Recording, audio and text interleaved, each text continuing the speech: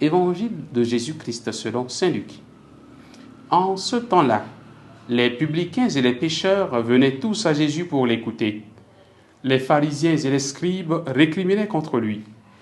Cet homme fait bon accueil aux pécheurs et il mange avec eux. Alors Jésus leur dit cette parabole. Un homme avec 2 fils. Le plus jeune dit à son père, « Père, donne-moi la part de fortune qui me revient. » Et le père leur partagea ses biens. Peu de jours après, le plus jeune rassembla tout ce qu'il avait et partit pour un pays lointain où il dilapida sa fortune en menant une vie de désordre. Il avait tout dépensé quand une grande famine survint dans ce pays et il commença à se trouver dans le besoin. Il alla s'engager auprès d'un habitant de ce pays qu'il envoya dans ses champs garder les porcs.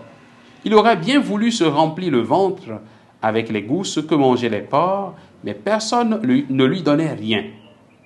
Alors il rentra en lui-même et se dit, « Combien d'ouvriers de mon père ont du pain en abondance, et moi ici je meurs de faim.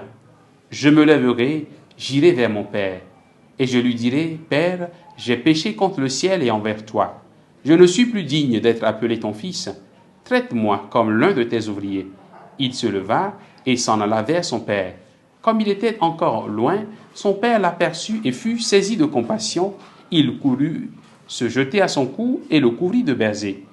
Le fils lui dit, « Père, j'ai péché contre le ciel et envers toi. Je ne suis plus digne d'être appelé ton fils. » Mais le père dit à ses serviteurs, « Vite, apportez le plus beau vêtement pour l'habiller, mettez-lui une bague au doigt et des sandales aux pieds, allez chercher le veau gras, tuez-le, mangeons et festoyons, car mon fils que voici était mort et il est revenu à la vie.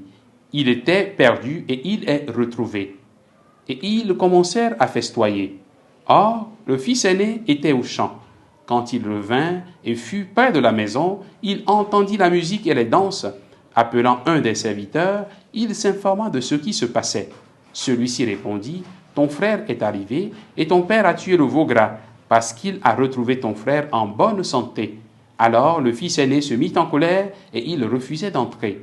Son père sortit le supplier, mais il répliqua à son père, « Il y a tant d'années que je suis à ton service, sans avoir jamais transgressé tes ordres, et jamais tu ne m'as donné un chevreau pour festoyer avec mes amis. Mais quand ton fils que voilà est revenu, après avoir dévoré ton bien avec des prostituées, tu as fait tuer pour lui le veau gras. » Le père répondit, « Toi, mon enfant, tu es toujours avec moi, et tout ce qui est à moi est à toi. Il fallait festoyer et se réjouir, car ton frère que voilà était mort, et il est revenu à la vie. Il était perdu, et il est retrouvé. » Acclamons la parole de Dieu. Louange à toi, Seigneur Jésus. Bien, chers frères et sœurs en Christ, nous sommes aujourd'hui le samedi 2 mars, en cette 2e semaine du temps de grâce, du temps de carême donc. La leçon d'aujourd'hui, c'est que nul n'est trop loin pour Dieu. Personne n'est suffisamment éloigné de Dieu pour ne plus jamais être sauvé. Nos péchés, il est vrai, nous condamnent et nous éloignent de Dieu. Nos péchés, nos fautes, nous plongent dans l'obscurité bien loin de Dieu. Mais Dieu réagit comme le père de cette parabole. Dieu nous accueille avec une grande joie, puisque nous avons toujours du prix à ses yeux. Il me vient à l'esprit l'exemple qu'on donne souvent. Un billet de 10 000 francs, même s'il est froissé, garde toujours sa valeur. Et c'est ce que Dieu veut, Dieu fait avec nous. Même si nous sommes froissés par nos péchés, nous gardons toujours notre valeur aux yeux de Dieu. Nous gardons toujours le prix que nous avons aux yeux de Dieu. Ce temps de carême est un temps favorable pour nous réconcilier avec Dieu. C'est véritablement un temps de conversion. C'est un temps pour entrer en nous-mêmes et regretter nos péchés comme l'a fait ce fils qui, à un moment donné de sa vie, se trouva dans le manque, nous dit la parole, se trouvant dans le besoin, il est entré en lui-même et regrette ses péchés. Et il vient, non plus pour réclamer quoi que ce soit, mais désormais pour entrer dans la peau d'un serviteur. Mais au lieu que le Père ne le rejette ou ne le reçoive comme un serviteur, le Père lui accorde la valeur qu'il avait à ses yeux.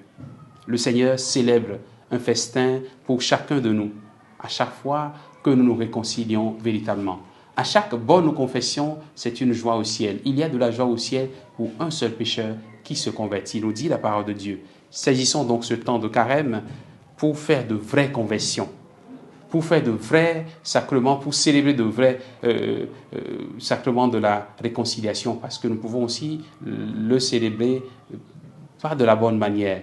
Saisissons donc ce temps pour faire de vraies confessions, ouvrant à la conversion véritable.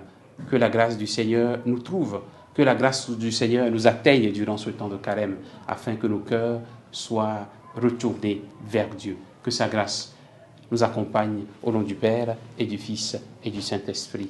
Amen.